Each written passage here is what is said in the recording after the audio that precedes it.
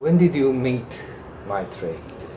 Actually, Maitri was a familiar name in Bengal for long because of the memoirs, autobiographical memoirs she wrote. She wrote about Tagore. They had a kind of quarter in North Bengal. It's called Mangpur. The place is called Mangpur, where Maitri and her husband lived for a while when she was quite young. And Tagore visited her, stayed with in their cottage several times over, for about 4 or 5 times. And that was a fascinating memoir that was written by Maitreyi. And we all read that. In the course of our study of literature, we all read that. So Maitreyi, that was in Bengali first, Mangpute Rabindranath. Then she wrote in English, Tagore by Fireside. All these books were quite familiar to Bengali readers. So her name was, quite known to us, and we also met her quite often on various occasions in meetings and several cultural events. We saw her. I think she also knew me as a professor dealing with culture in Kolkata, and a lover of Tagore also. So you met Maitreyi first by her books? Yes, And, that's true. That's true. You were quite young at that time. That's true. I didn't have this grey hair or the hairless head. Mr. Sen, in his memoirs about Maitreyi, says that he could not understand, being a child, how could an adult who can make own decisions read so much. Yeah, that could be it. I mean, good readers are always enigma to those who don't read that much. Yeah. I mean, what do they do with all those books? That's the kind of question others may ask. But Maitreyi was a very good reader. And her writings. Yeah. What area covered her writings? Yeah, it was mostly memoirs. I mean, she also wrote poems, of course, but I don't think her poems,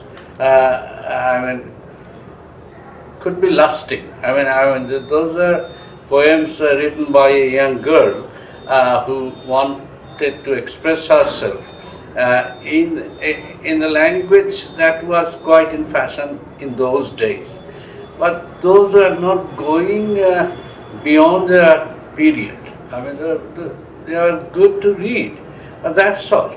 They didn't leave any lasting impression. So I don't count her much as a poet, but as a writer of memories, I'm sure she is exceptionally well. And as a person? Yes, it was. She. Actually, we were young then, and she belonged to a very high and cultured family. So we looked her up as an icon, a kind of icon, because she was one who had met Tagore. And we were not persons who could meet Tagore because Tagore died long before, when we were just kids, 4 or 5 year kids. So one who has met Tagore was a kind of mystery to us. A kind of he or she had a kind of halo around, so that they could meet such a great person. And she could speak well.